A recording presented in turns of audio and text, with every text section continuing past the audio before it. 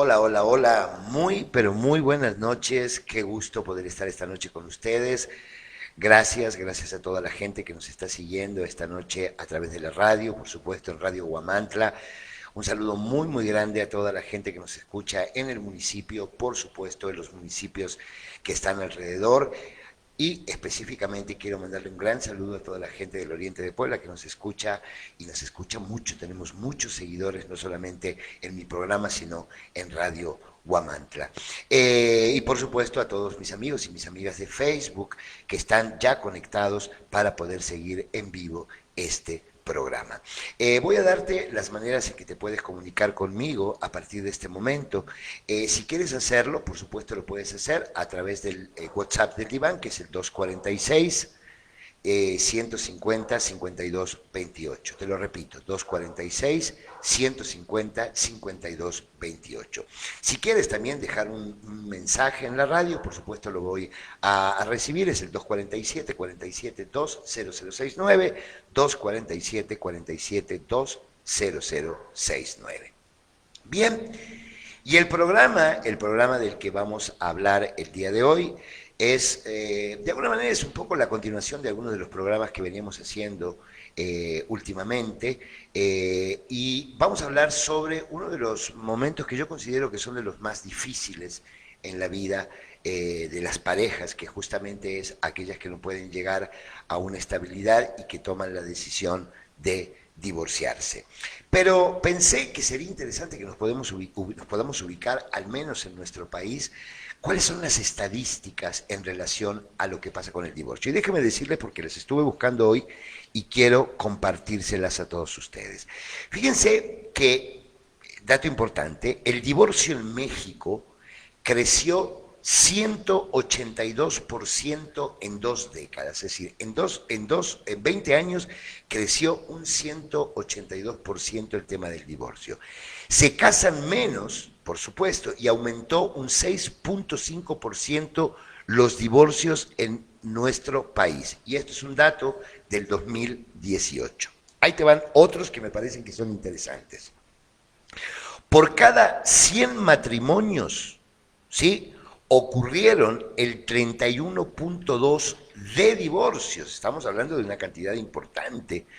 La edad promedio, son datos del INEGI, por supuesto, en donde se divorcian las personas, es entre los 38.7 años y los 41.3. En esta franja es donde más aparecen los divorcios.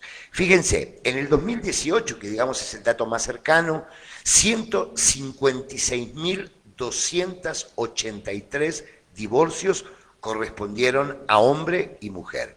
109 en el 2018, por supuesto. 109 fue el divorcio entre hombre y hombre y 164, perdón, de mujer y mujer. Es decir, que los divorcios finalmente no están específicos en una parte del género, sino que en cualquier diversidad. Quiero decirles algo, hay estados que en este momento, por lo menos hasta el 2018, tenían el menor índice de divorcios. Rápidamente se los leo porque me parece interesante. De los que tienen menos divorcios, es decir, 20 divorcios por cada 100 matrimonios, Oaxaca, Chiapas, Veracruz, Jalisco, Tabasco, Quintana Roo y Morelos. Los que tienen mayor índice de divorcios son de cada 37 divorcios por 100 matrimonios. Ahí te va. Coahuila, Estado de México, Puebla, nuestro Tlaxcala, Sonora, Baja California, Querétaro, Estado de México, etc. Si nos vamos ahora específicamente a nuestro estado, en Tlaxcala hay 20 divorcios por cada 100 matrimonios, es decir, que el índice de divorcios es bastante alto en nuestro estado. Por cada 1.000 habitantes, sí, se concretan 4 casamientos. Por cada 1.000 habitantes se concretan 4 matrimonios. Son las cifras más bajas del país, por supuesto, en relación al total de habitantes que tenemos en el estado, que son 1.200.000, creo, por ahí. Entonces tenemos una cantidad importante de divorcios. Por supuesto, estamos hablando de aquellos que se casan o aquellos que por lo menos llevan a cabo el casamiento o la unión a través del registro civil. No estamos hablando de la iglesia. Hay muchísimas parejas que por supuesto también se divorcian o se separan, no teniendo, digamos, el matrimonio constituido legalmente. Entonces estamos hablando de una gran cantidad de parejas que a lo largo del año se divorcian. Luego voy a tomar un poquitito el tema de qué está pasando, particularmente darles cuál es mi impresión en relación a este tema. Entonces, si les parece, vamos a comenzar entonces a hablar de este tema. Quiero pedirles que todas las preguntas, las dudas que tengan puedan hacerlo o bien a través del chat de Facebook, o por supuesto pueden mandarme un WhatsApp, les dije el 246-150-5228, y lo hacemos entre todos juntos este programa. Entonces, insisto, el título del programa del día de hoy es Etapas emocionales del divorcio. El fin de un matrimonio cuando termina puede generar mucho dolor emocional y hay que saber gestionarlo. Déjenme decirles algo, es mucho más duro, al menos en mi práctica terapéutica, los duelos que se dan por separación o por divorcio que por muerte. Luego vamos a hablar un poquito por qué esto ocurre de esta manera, porque es más duro el tema del duelo cuando la persona vive, digamos, cuando la pareja se deshace, a que cuando la pareja se muere. Fíjense que una de las peores experiencias por las que podemos pasar los seres humanos es justamente la ruptura en la pareja, y sobre todo con la persona que tanto hemos amado. Especialmente en el caso de un divorcio, esta situación puede causar consecuencias negativas a nivel psicológico, a nivel familiar y por supuesto a nivel económico. El divorcio es una de las etapas de gran sufrimiento. No podemos movernos de este estado. El sufrimiento cuando las parejas se desunen, cuando las parejas deciden separarse o divorciarse, es uno de los momentos de más sufrimiento que la relación puede pasar. Y en algunos casos puede requerir, o en muchos casos puede requerir justamente la ayuda psicológica, especialmente ¿cuándo además se necesita esta ayuda psicológica? Cuando hay disputas por la custodia de los hijos o por los bienes materiales. Si bien en el desamor y la ruptura con la pareja la persona pasa por una fase de duelo, las recaídas son frecuentes en este proceso de duelo, en las situaciones en las que una entra en conflicto con su ex marido, con su ex mujer o con quien realmente haya establecido la relación. Déjenme decirles que me queda absolutamente claro, y ustedes lo vieron en la publicidad del programa del día de hoy, que existen de verdad peores divorcios que matrimonios. Es decir, yo he visto, hemos visto todos, muchos lo han experimentado, que pareciera ser como que cuando las parejas se divorcian o toman la decisión de separarse, de verdad aparece como si fuese otra persona. Es decir, la mayoría del resentimiento, del coraje, de los engaños, que no se hablaron profundamente o que ni siquiera se hablaron durante el matrimonio, aparecen absolutamente todos cuando las parejas se separan. Aparece incluso en muchas personas una sed de venganza que hasta a veces da miedo toda la planeación estratégica que se tiene justamente para dañar a la otra persona, a la que se supone que se amó mucho. Las diferencias individuales evidentemente son varias, cada pareja es diferente y relevantes en los procesos de divorcio. No hay dos iguales ni dos personas que la vivan de la misma forma. Por eso es que cuando alguien te quiere dar consejo de cómo vivió el divorcio, evidentemente necesitamos tener claro que cada uno de los matrimonios son diferentes.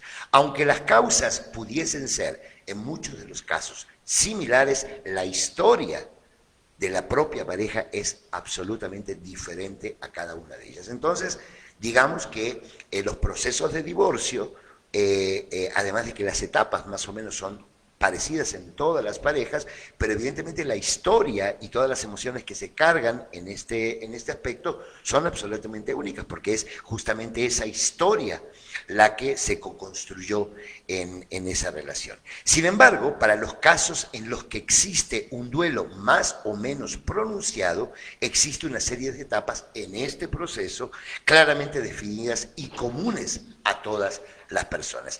Déjenme decirles algo, que también hay una cuestión legal que me parece importante. Cuando los divorcios, digamos, se dan por un divorcio con un mutuo acuerdo, a cuando los divorcios son contenciosos. ¿Por qué? Porque evidentemente se agravan las consecuencias dentro de este divorcio y por supuesto se alarga muchísimo en el tiempo. Entonces, estar padeciendo durante tanto tiempo, una vez separado de tu pareja, este proceso, bueno, imagínate todo lo que ya traías antes de que esto ocurriese. Entonces, no es fácil, para nada, no es fácil superar un divorcio, sobre todo cuando la pareja ha construido además una familia, es decir, cuando hay hijos de por medio. En realidad, algunas de las cosas que más me preocupan cuando las parejas toman la decisión de divorciarse, justamente es qué va a pasar o qué está pasando con los hijos. No voy a entrarle mucho a este tema porque sería, digamos, tema de otro programa, pero sí me gustaría por lo menos puntualizar al principio qué es lo que ocurre. En esta lucha campal que establecen las parejas a la hora de divorciarse, evidentemente en la mayoría de los casos, sobre todo cuando hay mucha sed de venganza porque tal vez el divorcio se está dando por infidelidad, tal vez no una sola, sino repetidas infidelidades, o por supuesto, por maltratos, o por mentiras, o por deslealtades, etcétera, etcétera, etcétera. La gente, la pareja en realidad se enfoca tanto en la problemática propia de la pareja que en la mayoría de los casos se olvidan en muchos momentos de sus hijos, porque realmente todo el estrés y toda la preocupación está sobre la problemática que está ocurriendo en la pareja. Y normalmente, lo que me preocupa también en el caso de los divorcios es cómo los hijos de alguna manera pasan a ser como un poco el trofeo para poder vengarse del otro cónyuge en el caso de que, por supuesto, existan hijos. Déjenme decirles que uno de los problemas que existen en los divorcios, que esto tiene ya una preparación, por llamarlo de una manera previa, no es que de un día al otro nos divorciamos. De alguna manera, las problemáticas ya venían desde antes, no solamente las parejas, la pareja ya lo estaba viviendo, sino que también los hijos lo estaban percibiendo. Y no necesariamente porque haya gritos y sombrerazos, necesariamente por la manera en que se comunicaban, por la manera en que se dirigían uno al otro, por la presencia o por la ausencia afectiva, física, que pudiesen tener algunos de los dos en la relación de pareja. Entonces los hijos van mostrando poco a poco este disgusto, este miedo básicamente por el tema de la pérdida, y porque finalmente uno de los grandes miedos o fantasías que los chicos tienen a la hora de que los padres se divorcian justamente tiene que ver con el abandono. Y no solamente el abandono de uno de los padres, sino muchas veces de los dos padres. Entonces realmente la sensación, el sentimiento ansioso que se despierta en los niños realmente trae muchísimas problemáticas. Alguna vez hablé, y me gustaría comentarlo en este momento, cómo los hijos van manifestando cierto tipo de conductas cuando los padres están de alguna manera con una problemática importante que pareciera ser que va a desembocar en divorcio. Los chicos ya lo empiezan a presentir. Y por supuesto los hijos, sobre todo cuando son pequeños, lo empiezan a manifestar a través de conductas. Y yo me he dado cuenta cuando las parejas vienen a terapia para divorciarse, para tratar de que en realidad la consulta es, venimos a verlo a usted porque quisiéramos que nuestro divorcio sea lo más doloroso para nuestros hijos. Quiero decirles algo que está claro, una ruptura no solamente de una pareja, sino de una estructura familiar, evidentemente no puede ser indolora. Sabemos que a la hora de tomar esa decisión, todos, absolutamente todos, vamos a salir afectados.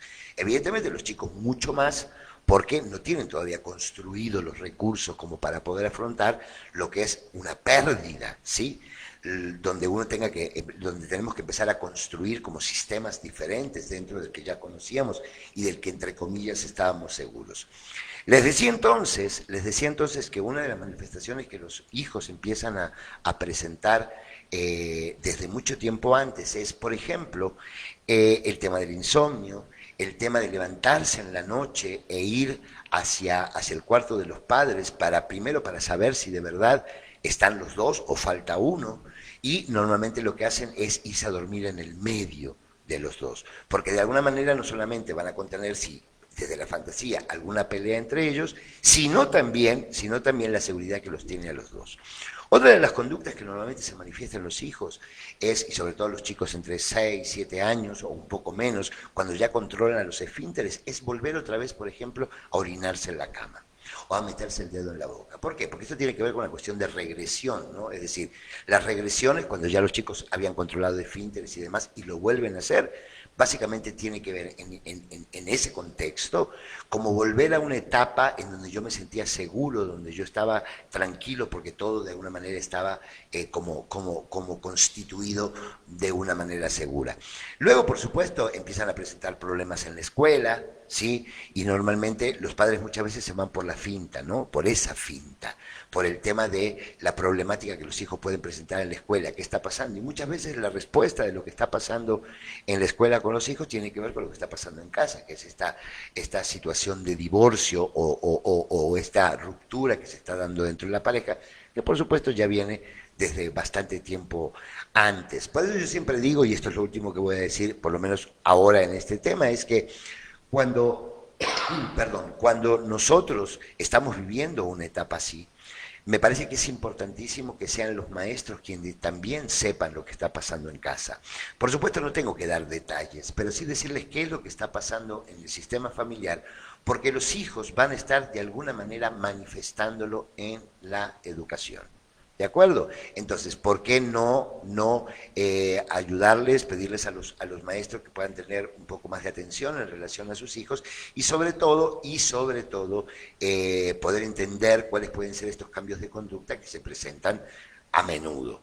Insisto, no tengo que ir y hablarle a la maestra o al director y decirle absolutamente todo lo que me está pasando en mi matrimonio, no, sencillamente decirle cuál es la causa y básicamente para que puedan tener, no una consideración, pero sí puedan tener una mirada especial a nuestros hijos. Entonces, dicho esto, evidentemente lo que quiero decirles es que cuando una pareja se separa, una de las cosas más difíciles y sobre todo cuando hay hijos, es de alguna manera como resignificar el nuevo sistema familiar. Me queda claro que se establecen dos sistemas familiares, el de la madre y el padre, o del padre y el padre, la madre y la madre, y de alguna manera cambiar una estructura de un sistema cuesta mucho. Es decir, empezar a adaptarme a un nuevo sistema y máxime cuando además tenemos muchas emociones encontradas, ¿sí? Porque tenemos que pensar en muchísimas cosas, cómo nos vamos a manejar, en las cuestiones cotidianas, cómo vamos a hacer con lo económico, cómo vamos a hacer con lo social, de alguna manera, porque ese es otro de los temas importantes cuando las parejas se separan, sobre todo en la cultura de nuestro país, aunque por supuesto ya está mucho más aceptado y mucho más entendido y mucho más permitido todavía para muchos y para muchas, y en muchos estados todavía el tema del divorcio puede ser un poco un tabú, y sobre todo el prejuicio que se le hace a la mujer, particularmente cuando toma la decisión de divorcio. Entonces por eso no es fácil para nada superar un divorcio. Aceptar, les decía, un divorcio no es una tarea fácil, porque hemos pasado momentos buenos con nuestro excónyuge. Existe generalmente una gran presión social por estar casados y es un duro golpe para la autoestima de una persona. El torrente emocional no deja indiferente a nadie. Las emociones que pueden surgir en esta situación son tan intensas que podemos llegar justamente a sorprendernos de cómo pueden llegar a tratarse dos personas que se han amado en un proceso de divorcio. Lo vuelvo a mencionar porque me parece que es muy importante tenerlo en cuenta. Aquí, muchas veces, en la manera en cómo nos divorciamos, va a estar el éxito o no primero de aceptar la pérdida y luego del proceso de duelo, sino también de todo el contexto que me rodea, específicamente mis hijos. Es decir, fíjense que esta va a ser una manera bastante determinante para que eso, que es doloroso y que es duro en ese momento, pueda de alguna manera tener una posibilidad de cerrarse o de quedar abierto y traer muchísimas consecuencias, insisto, no solo a cada uno de los miembros de la pareja, sino también a los hijos. Aunque podamos pensar que la persona, este es otro de los mitos que hay, aunque podamos pensar que las personas que deciden acabar con la relación es la que menos sufre, ¿sí? Adaptarse a una nueva situación como solteros no es fácil y es más complicado cuando ha habido, por ejemplo, una infidelidad de por medio. Es decir, no vamos a hablar acá de víctimas y victimarios, pero normalmente sí se cree que aquel que toma la decisión o le hacen tomar la decisión va a ser como un poco más sencillo, porque si sobre todo se da a través de una infidelidad, es como que el otro queda soltero para poder vivir su vida como quiere. En principio, como en todos los casos, cuando estamos en esta libertad o en esta pseudo libertad, donde estamos absolutamente enamorados, no nos acordamos de nada, incluso en muchos casos ni siquiera nos acordamos de los hijos. Pero como todos los ciclos se repiten, seguramente llegará un momento donde el enamoramiento decaiga y aparece la cotidianidad, aparecen todos los elementos que se viven en una pareja normal y entonces empiezan a tener nuevamente dificultades. Entonces, quiero decirles que más allá del trabajo personal que cada uno tenga que hacer, aquí no es ganancia para nadie poner víctimas y victimarios. Con esto quiero ser muy claro también. Les he dicho a lo largo de estos 5 años, donde ya llevamos el diván en el aire, el diván, siempre les dije que lo que ocurre en una pareja es una co-construcción, es decir, que ambos de alguna manera son los que colaboran para que la pareja sea un éxito o, entre comillas, sea un fracaso. De manera tal que todo lo que ocurre en esa relación de pareja es una co-construcción y es una corresponsabilidad. Insisto que el tema, el hecho de ejecutar una conducta de infidelidad no significa que sea, ¿sí?, una responsabilidad de la otra persona. Pero sí me queda claro, porque es un acto voluntario e independiente, por supuesto, pero sí me queda claro que de verdad hubo muchas alertas, hubo muchos semáforos rojos, que estaban diciendo, que estaban hablando de que algo estaba pasando en la pareja y por alguna razón, porque el vínculo de confianza no se había establecido de una manera adecuada, porque el vínculo de intimidad no estaba realmente contrastado por ambos en la relación de pareja, empezamos, no, ¿para qué? Si voy a hablar, seguramente se va a enojar, va a decir que estoy loco, que estoy loca, que voy a empezar siempre con la misma historia, entonces empiezan como de alguna manera a evitar ciertos temas que son fundamentales hablar en la pareja. La problemática, justamente, no solamente con el tema del divorcio, sino también en la propia relación de pareja, sin necesidad de que haya un divorcio, todo eso que no digo se actúa y por otro lado, eso se junta como un sentimiento de resentimiento. Entonces, ustedes imagínense, cuando esa pareja toma la decisión de divorciarse, por eso les digo que hay divorcios terribles, donde la sed de venganza está justamente basada a través de entre tantas cosas, el del resentimiento, que entonces lo que yo quiero de verdad es ver destruido al otro o a la otra. Por eso digo que es de verdad un tema de verdad muy, muy difícil. Insisto, no podemos, no podemos pretender de que sea un proceso, insisto, indoloro. Toda pérdida es dolorosa, pero más cuando además tenemos que iniciar un proceso de duelo, que es lo que vamos a hablar en este programa, sobre estas etapas emocionales que las parejas viven cuando toman la decisión de divorciarse. Entonces, el proceso de aceptar la ruptura es uno de los procesos más dificultosos y sobre todo para aquel que aún sigue amando. Miren, esto también es algo que es una verdad de perogrullo. Son muy pocos los casos en donde los dos dejan de amar simultáneamente. Siempre va a haber alguien que siga amando y hay otro que ya no ame. Entonces, evidentemente, para aquella persona que sigue amando, el proceso de aceptar la ruptura es bastante complicado. ¿De acuerdo? Primero porque independientemente, más allá de que sabemos desde la razón que el amor no es para sí, que necesariamente el amor no es para siempre, que las parejas no son infinitas, sino que tienen finitud, etcétera, etcétera, etcétera, siempre ponemos la esperanza de que en esa construcción de la propia relación podamos estar hasta viejitos juntos. Pero evidentemente esto no es así. Pero eso no significa que esas fueron y son mis expectativas.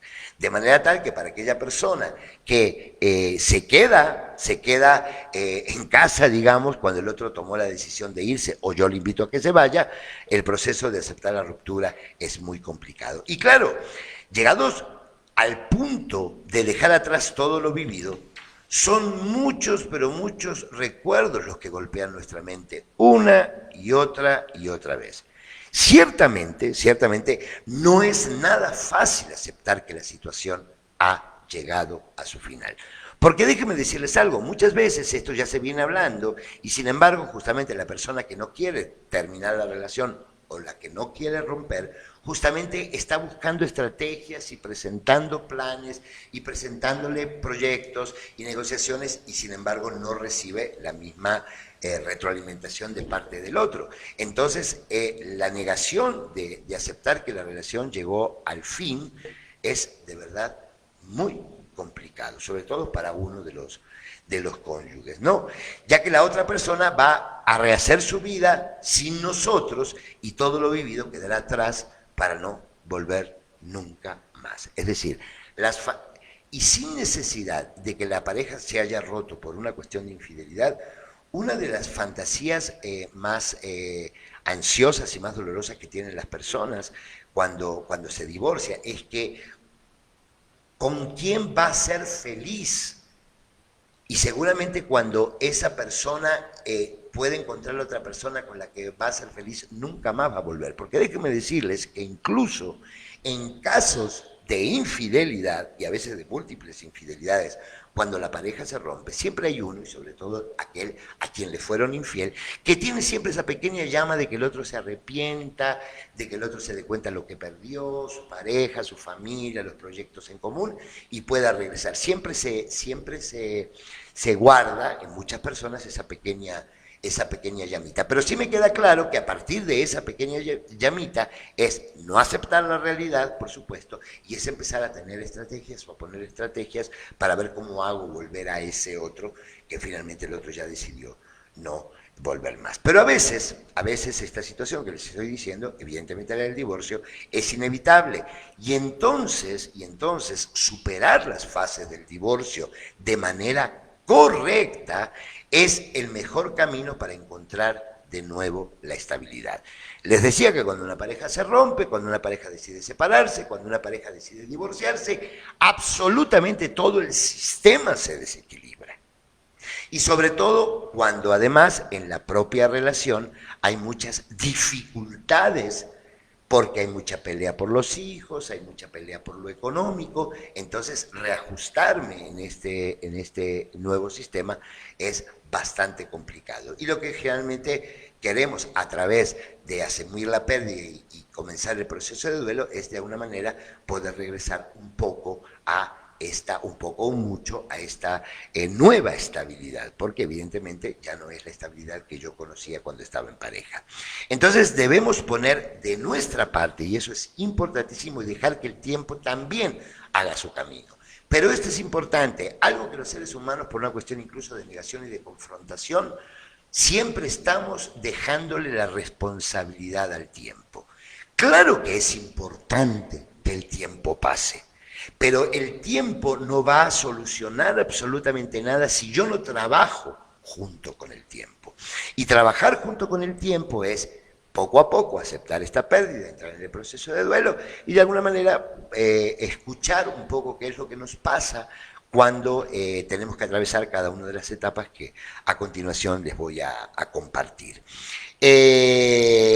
Por eso insisto que es necesario poner importante de nuestra parte. Con el tiempo, el divorcio se puede superar, eso es una realidad, Pero eso no quiere decir que no exista sufrimiento o dolor durante el proceso.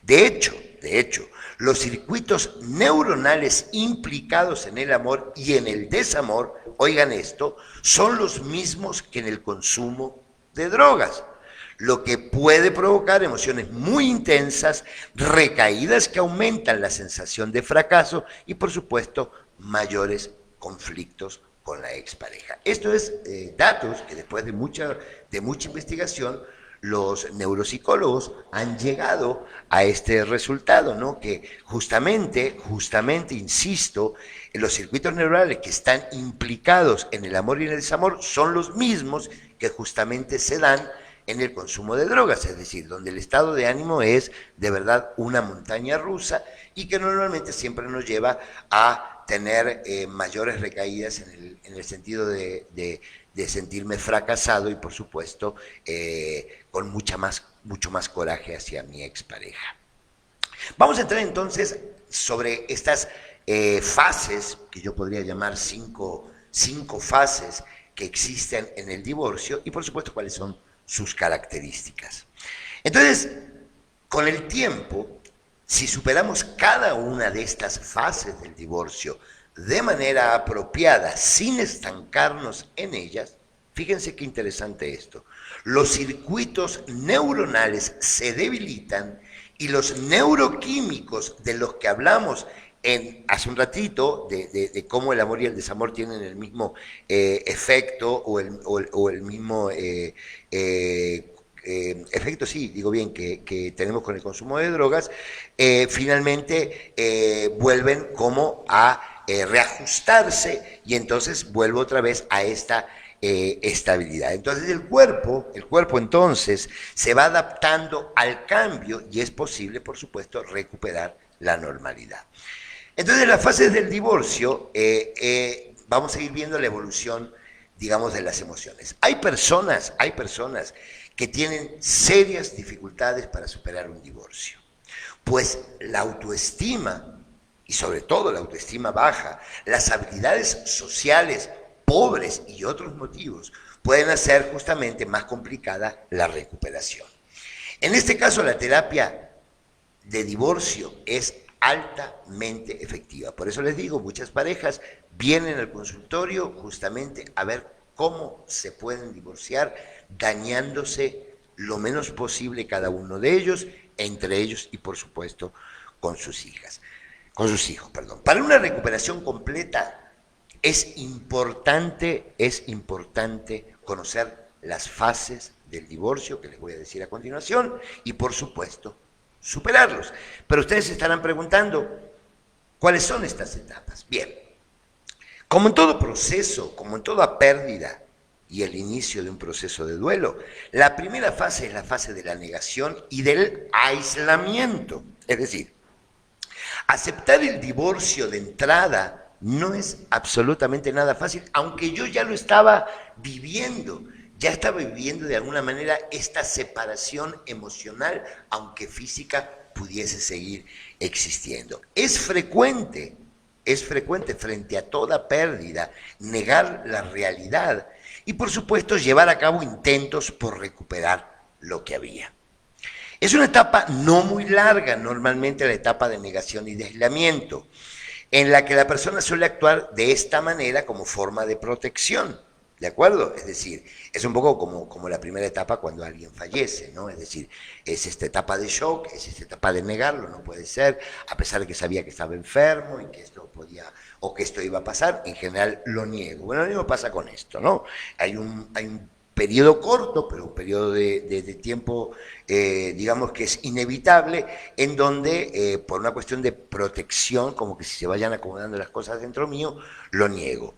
Y es que a nadie nos gusta sentirnos rechazados, porque ese es el tema, cuando el otro decide dejarme, no solamente me está dejando porque no hay amor, sino evidentemente me siento rechazado. Y el dolor de la ruptura de un matrimonio o de una pareja es tan grande que cuesta justamente entrar en razón. En este momento es importante que la persona entienda básicamente sus emociones y sea consciente de lo que ha sucedido en su relación de pareja. Es necesario ser objetivo o ser lo más objetivo posible para obtener una visión más realista de lo que está ocurriendo. Y aquí agrego algo, por eso generalmente este tipo de aceptación de pérdidas y entrada en el proceso de duelo siempre es mucho más conveniente hacerlo con una ayuda psicológica o psicoterapéutica para poder ir avanzando justamente con mucho cuidado en cada una de estas etapas y normalmente el profesional poder ir como haciendo como una prevención de la posibilidad de que esa persona pueda quedarse como detenida en alguna etapa y que se cronifique en esa etapa y que por supuesto no solamente traiga dificultades en este aquí y ahora, sino que también en el resto de su vida. De manera tal que, ¿por qué? Porque aquí pasa algo que a mí también me preocupa, pero finalmente es inevitable, que cuando una pareja está por divorciarse o se está divorciando, toda su contexto social influye mucho justamente sobre el estado de ánimo de la persona que se divorcia. Porque se supone que no es necesariamente que no tenga recursos, pero en ese momento se siente absolutamente debilitado y todas las opiniones que puede darle su contexto social o bien te puede fortalecer o bien te puede meter más abajo. Normalmente es como cuando se muere alguien, ¿no? Que te dice, bueno, la verdad que está en un mejor lugar, ¿para qué? Si sufría mucho. En realidad, cuando nosotros estamos frente a la pérdida de una persona que amamos y que se murió, evidentemente lo que menos queremos escuchar es eso. Finalmente ponemos cara socialmente de que hay muchas gracias, pero en ese momento decimos, ¿qué me importa lo que me estás diciendo? En realidad quiero decirte que tú no lo estás viviendo, lo estoy viviendo yo y él o ella ya no están más. Bueno, acá pasa lo mismo. A veces las amigas para querer dar un poco más de ánimo, dice, bueno, pero mejor así, mirá si te hubiese seguido toda la vida con este hombre, con esta mujer, lo que hubiese sido, etcétera, etcétera, etcétera. En ese momento, ese tipo de consuelos no sirven. Por eso es importante, básicamente, tratar de escuchar, tratar de acompañar, pero no de estar aconsejando ni, por supuesto, proyectando las propias cosas que no reconozco de mí mismo. Entonces, es necesario, insisto, ser objetivo para obtener una visión al menos más realista de lo que está ocurriendo. Luego viene una etapa que es una de las etapas, yo creo que en el divorcio más difíciles, y les voy a decir ahora por qué creo que es una de las etapas más difíciles. Bueno, ustedes se la van a imaginar, que es lo que conocemos como la fase de ira. Una vez que la persona deja de negar lo que está sucediendo, puede sentir una inmensa, de verdad, rabia e ira intensa que proyecta, por supuesto, hacia la otra persona o también hacia sí misma, por supuesto. Si en la fase anterior, es decir, si en la etapa de la negación o del aislamiento, ¿sí? No quería ver lo que estaba sucediendo, ahora la frustración puede y de verdad apoderarse de la persona por los eventos que han tenido lugar y suele culpar a la otra persona de lo que ha ocurrido. Es decir, aquí en general hay una autovictimización de eso que se está pasando y entonces toda la culpa se la va a echar, por supuesto, a la persona que se fue, por la razón que sea. Déjenme decirles que es inevitable, en general esta parte es inevitable. Yo creo que lo que puede ser evitable es la intensidad en la que pueda vivir la ira, tanto para mi expareja como para mí mismo, porque esta es una etapa que es muy peligrosa, y les voy a decir por qué es muy peligrosa, porque muchas personas, al no aguantar estos niveles de coraje, de ira, de tristeza, pero mucho enojo, comienzan a buscar alternativas, estrategias que no son sanas para uno mismo, para poder de alguna manera anestesiar esto que se está sintiendo. Y entonces es el momento en donde muchas mujeres o muchos hombres comienzan a tomar más, comienzan a consumir pastillas, comienzan a tomar algún tipo de sustancia ilícita, digamos, para intentar como anestesiar esta sensación. Pero déjenme decirles que como toda anestesia, cada vez que se va desapareciendo, aparece con muchísimo más fuerza el dolor, porque la anestesia lo único que hace es bajarte este dolor. Y aquí el tema es que vamos a actuar.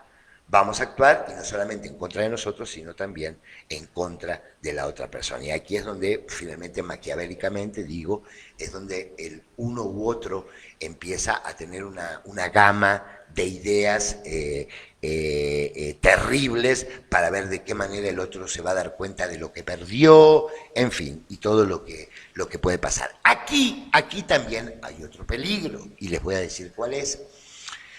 Hay muchos amigos y muchas amigas que cuando lo ven al otro, no necesariamente triste, sino con mucho enojo, dice, bueno, mira, vamos a hacer que se te vaya este enojo, que se te vaya la tristeza, vamos a salir, vamos a disfrutar. Si el otro o la otra está disfrutando, ¿por qué tú te vas a quedar encerrado en las casas?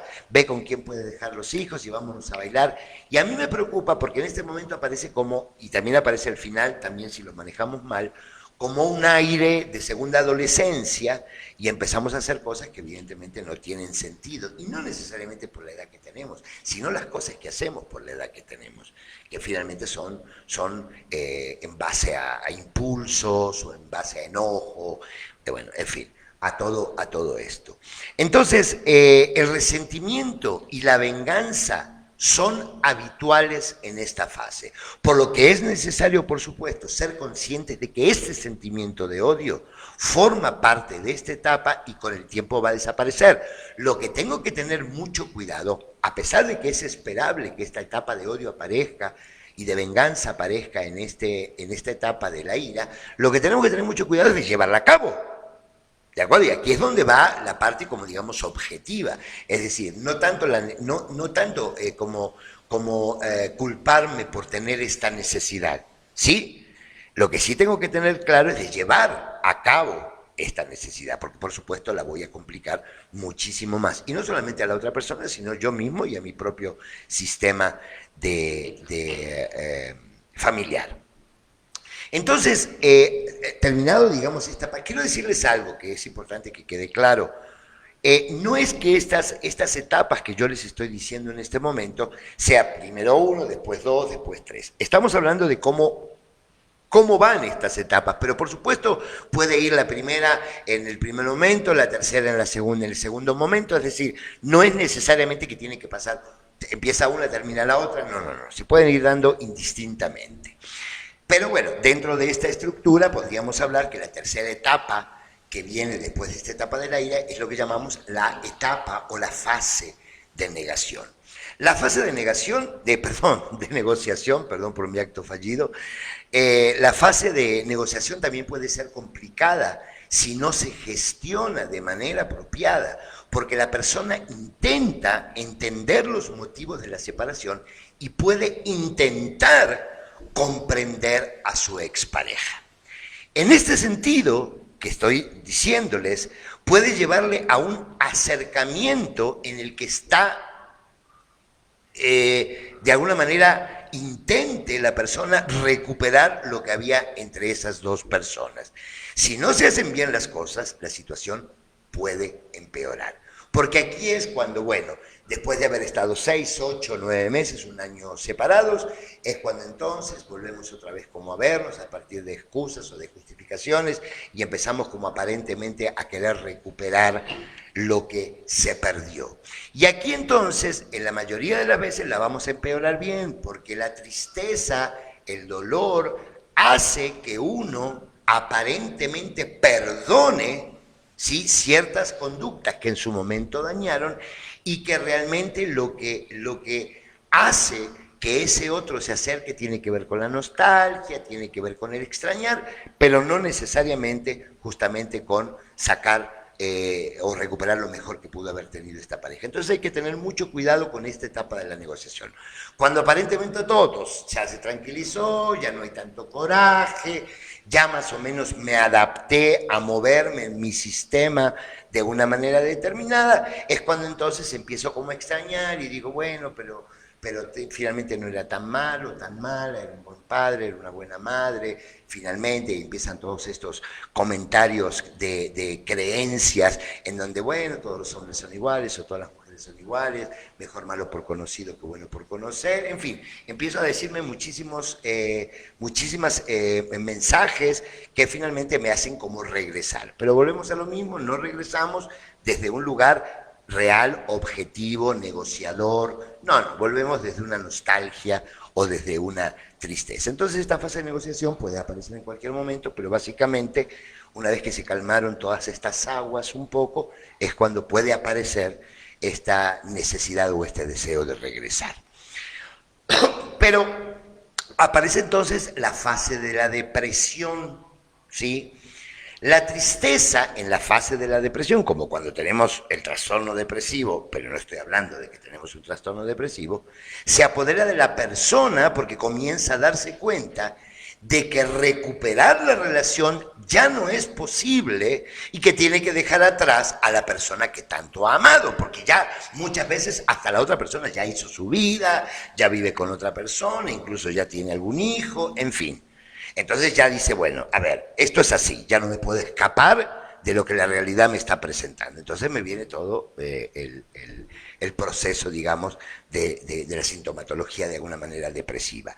Y la razón es entonces cuando comienza a dominar por encima de las emociones y la persona, por supuesto, comienza a ser más objetivo y realista. La pena, por supuesto, nos va a invadir por perder a alguien tan especial que era para mí, pero esta es la realidad. Y entonces este es un momento que a mí me parece de verdad como ¿cómo se llama esto? Bueno, no quiero ponerme a pensar en la palabra, pero como de un antes y un después, es decir, cuando puedo permitirme vivir esta etapa de la depresión, justamente lo que va a hacer es como irme adentro de mí, ¿sí? Ya no estar con esas montañas rusas de emociones y poder como aceptar que lo que pasó ya no tiene vuelta atrás y que entonces de alguna manera tengo que vivir este dolor, pero es un dolor que cuando no se complica con algún otro trastorno que puede ser previo, ese dolor no nos impide, esa depresión no nos impide seguir actuando. ¿Qué quiero decir con esto? No me impide seguir trabajando si es que trabajo, no me impide seguir haciendo las cosas de mi casa, no me impide seguir criando a mis hijos de una buena manera. Es decir, el tema es que por adentro no tengo como muchas ganas, pero finalmente, insisto, no me bloqueo. Habría de alguna manera dificultad de un estancamiento en el proceso de duelo cuando de verdad empiezo en esta etapa básicamente a presentar muchos de los signos de la depresión. Sobre todo porque muchas personas me dicen, Alejandro, pero ¿cuánto puede durar esta etapa del duelo en una pareja? No lo sé, no hay una etapa, ¿sí? No hay un tiempo específico. Cada uno tendrá de acuerdo a sus propios recursos, a cómo ha vivido la pareja, cómo se ha divorciado, cómo se ha separado la pareja, será la manera en que tendremos para recuperarnos. Pero en general sí tarda un tiempo que puede ser 1 o 2 años, en poder cerrar de alguna manera, o tal vez más, este proceso de divorcio o de separación. Y bueno, luego viene la etapa que se llama fase de aceptación. Y con el tiempo, por eso les digo que el tiempo va a seguir transcurriendo, pero el tiempo solo no va a solucionar nada si nosotros no hacemos algo también con ese tiempo. Entonces les decía que con el tiempo la persona ya se ha acostumbrado a la pérdida, ¿sí? Y ha reflexionado sobre lo que fue su relación y sobre todo dónde yo co-construí con el otro, de alguna manera, que esa relación que en un momento tenía tanta esperanza y tanto ímpetu y tanta motivación, terminó como haya terminado. Ahora, puede mirar de nuevo al futuro. En este momento puedo mirar como con un poco más de optimismo lo que va a venir. Porque normalmente la etapa de la depresión, si tú le preguntas a una persona cuando está pasando esta etapa y que le dices, bueno, pero seguramente va a llegar algún otro hombre, alguna otra mujer, que no quiero saber de hombres nada, no quiero saber. Ahora lo que quiero es estar solo conmigo, sola conmigo, entender qué es lo que me pasó, dedicarme a mis hijos si es que los tengo, o dedicarme al estudio, a mi trabajo. Es decir, es como si en ese momento no quisiera, pero Lo que es importante, a diferencia de la etapa de la ira, que también pueden aparecer estos consejos de un amigo, de una amiga, en aquel momento sale toda la agresión. No, todos los hombres son iguales, ¿para qué? En mi vida me vuelvo a enamorar, etcétera, etcétera, etcétera. Acá en la etapa de la depresión no sale, por supuesto, no sale cargado de esa ira y de ese enojo, porque se supone que ya se manejó, no significa que no la puede haber en esta etapa de la depresión, pero ahora es como que el tema es más reflexivo, es como que ahora no tengo ganas, posiblemente esto pueda pasar, pero en este momento no tengo ganas, en este momento quiero reflexionar, quiero darme cuenta de dónde fallé, qué es lo que di, qué es lo que no di, etcétera, etcétera, etcétera. Y entonces es cuando empieza a comenzar esta fase de la aceptación, en donde de alguna manera ya me acostumbré a la pérdida, ya me acostumbré, ya creé un propio subsistema, un propio sistema, si es que tengo hijos con mis hijos, y entonces aquí es cuando puede empezar a aparecer de alguna manera estas lucecitas, tal vez pequeñas, del optimismo y de aceptar que todo terminó y que no puedo ser, y lo que no pudo ser no va a ser, ya fue. Ya no busca estar con otra persona, ¿sí? Con la persona con la que había estado junta o casada, porque empieza a sentirse bien consigo mismo, consigo misma. Y por supuesto es el momento donde normalmente estamos como preparados para salir al mundo y empezar a confrontar lo que en algún momento pensamos que jamás lo íbamos a volver a hacer, como por ejemplo conocer a nuevas personas. Ahora, ¿qué pasa? Y me gustaría que en estos minutitos que queda del programa decirles qué pasa si no superamos las fases emocionales del divorcio. Hay veces que una ruptura sentimental o un divorcio es tan traumático que es necesario, insisto, la ayuda profesional. A cada persona puede afectarle de modo diferente, ya sea por los recursos emocionales que tiene o por el momento que estaba pasando en la propia ruptura. Por ese motivo hay casos en los que se ve totalmente necesario, de verdad, que haya una ayuda terapéutica. ¿Por qué? Porque de verdad, estamos como paralizados, como bloqueados y no vamos ni para adelante ni para atrás. Y normalmente solos no lo podemos hacer. Hay algunas etapas que algunos profesionales de la salud mental hablan, que de alguna manera tienen mucho que ver con esto que les estoy diciendo, y que tiene que ver con, por ejemplo, lo que llaman el trauma de la separación, que es cuando finalmente la separación tiene lugar, la primera reacción que puede ser, en principio, es de alivio, como de entumecimiento o incluso muchas veces de pánico. El alivio suele sentirse cuando la separación ha sido un proceso largo y de verdad accidentado. Cuando la persona finalmente se descubre o es descubierta en una relación de infidelidad, y que se empiezan entonces a montar cada uno en su macho, y yo no me voy, si te vas a ir tú, y esta es mi casa, y esta la compré yo, etcétera, etcétera, etcétera. Entonces de verdad es absolutamente tan cansador todo esto, que por eso lo llaman de alguna manera este trauma de la separación, que queda muy marcado, que de alguna manera va jugando como un poco paralelo al tema de la negación, ¿no? Aceptar también bueno, que en este proceso vamos a tener una montaña rusa de emociones, y normalmente sin necesidad de que nos pase una situación, digamos, como lo que es el divorcio. En una relación de pareja se vive mucho las montañas rusas, vamos moviéndonos de acuerdo a veces al estado de ánimo, y de esta manera es como reaccionamos junto con el otro. Imagínense cuando realmente la relación se terminó y me siento como que no hay ningún presente ni ningún futuro. Entonces, normalmente o actuamos de una manera muy rápida o actuamos de manera muy radical. Y aquí es donde hay que tener mucho cuidado de tomar decisiones, porque en esta etapa en donde las emociones están tan fluctuantes, tomar decisiones normalmente van a empeorar las cosas.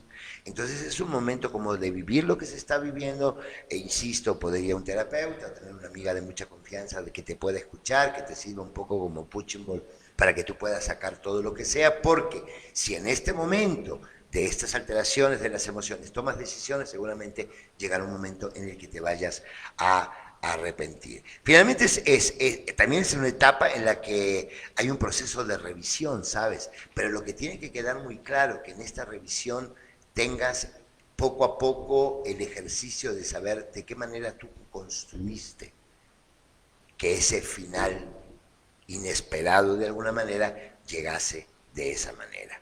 ¿De acuerdo? Y corresponsabilizarme no significa echarme culpas. ¿De acuerdo? Corresponsabilizarme, saber que yo también qué es lo que hice o qué es lo que no hice para poder mantener de alguna manera, en la parte que me correspondía a mí, la estabilidad en la relación. Hay muchísimos temas, y lo saben ustedes muy bien, por los cuales las parejas se divorcian. Pero insisto, lo que me queda claro es que si bien uno generaliza, no en todas las relaciones van a ser las mismas causas y van a tener que darse los mismos motivos. ¿Por qué digo esto? Porque no necesariamente una cosa en una relación va a ser igual en otra relación que tenga. Pero sí me queda clarísimo que este proceso de duelo es lo que nosotros llamamos cierres de asuntos inconclusos. Y sobre todo de un asunto inconcluso tan importante como es una relación de pareja. En la medida que yo no cierre cada una de estas etapas, lo que me queda claro es que no voy a poder cerrar la puerta anterior y voy a abrir una nueva puerta con las manos vacías. Y entiendan algo, no podemos entrar a una nueva relación con las manos vacías. ¿Por qué no podemos entrar con las manos vacías a una nueva relación? Sencillamente porque le vamos a estar demandando a esa persona que es diferente a la persona anterior todas las cosas que necesito que me llenen. Y esto es realmente imposible. Entonces, en la medida que yo vivo este proceso de duelo con mucha claridad, en la medida en que voy pasando cada una de estas etapas, que me voy acercando realmente al cierre, no solamente es que voy a dejar que pueda pensar en esa relación ya sin dolor, sino que tiene que haber aprendizaje. Si no hay aprendizaje es que pasamos de noche el proceso de duelo y que seguramente vamos a tener muchas consecuencias, no solamente en el presente, sino en el futuro. Sobre todo porque de alguna manera todos, en la mayoría de los casos, vamos a volver a hacer una nueva relación. Entonces, de alguna manera, yo te diría, si esto no lo haces de una manera adecuada, si no te tomas la paciencia y el tiempo para hacerlo, te podría decir crónica de una muerte anunciada. Es decir, sé que la segunda pareja va a pasar lo mismo. Pero me he dado cuenta que muchas personas que no han cerrado la situación anterior, es decir, que entra más o menos con las mismas herramientas que había estado con la pareja anterior, después aguanta y dice, bueno, ya no me puedo divorciar otra vez. Entonces ahora ya me tengo que aguantar. Y siempre va a haber alguien que te dice, bueno, te das cuenta que la del problema eres tú, entonces ahora te la aguantas. Y entonces todas estas creencias sociales, evidentemente. Y después empezamos, y bueno, y a mano le vas ahora, ya metiste una persona en tu casa, ya ahora tus hijos conocen a otra, ahora ni modo que le digas, ya esta relación no va tampoco. Por eso que de alguna manera todos sabemos que lo importante en este caso es que cuando yo sienta que estoy seguro, por lo menos en cuanto a los vínculos que se hicieron nuevamente en una relación, es cuando es bueno presentárselo, digamos, a los hijos. Hay muchas parejas que lo sé, que lo hacen muy mal, porque así como van cambiando de calzones, van cambiando de parejas y cada una de las parejas que van teniendo, la van presentando a los hijos, aunque le digan es un amigo o una amiga, finalmente los chicos no se chupan los dedos y saben en esta situación de inestabilidad en que el padre está viviendo, y si el padre y la madre están viviendo una situación de inestabilidad, es obvio que sus hijos también lo vivan. Se nos fue el tiempo. Muchísimas gracias por haberme acompañado esta noche. Creo que es un tema que da para mucho hablar. Me gustaría que cada uno ahora lo pueda reflexionar, si es que lo vivió, cómo lo vivió y si de verdad ha cerrado esa situación. Aquellos que están en una relación de pareja y están teniendo conflictos, acuérdense que el peor conflicto es no hablar de los temas, por supuesto siempre dentro de un contexto de empatía y de asertividad. Puedo enojarme, pero que ese enojo no se convierta en una agresión. Y para aquellas personas que están viviendo este proceso de divorcio, bueno, que sepan que tienen que pasar estas etapas de duelo para vivirlas realmente como se viven, poder renovar los recursos, para poder cerrar realmente la relación y poder entrar, como les decía anteriormente, a una nueva relación con las manos llenas. Muchísimas gracias por haberme acompañado. Como siempre les digo, de verdad, esta pandemia sigue. Por favor, salgan cubrebocas, cuídense, tomen las distancias necesarias con las personas. Si no tienen necesidad de salir, no salgan, se nos acercan otra vez estas fechas que a mí me da mucho miedo, como es Halloween, como es etcétera, etcétera, etcétera, y entonces parece que nos desbocamos y pensamos que no pasa nada, que ya todo está bien, que confío en el otro, que el otro no tiene ningún síntoma y después me quedo pegado. Entonces, por favor, cuidémonos. Sabemos todos que la epidemia o la pandemia va a terminar cuando, o va a empezar a terminar cuando la pandemia, cuando la vacuna salga, pero tampoco la vacuna va a ser, por lo menos hasta ahora, la panacea y que vamos a poder volver a hacer de la misma manera. Los quiero mucho, que Dios los bendiga, cuídense y por supuesto nos estamos escuchando la próxima semana. Que estén bien, bye bye.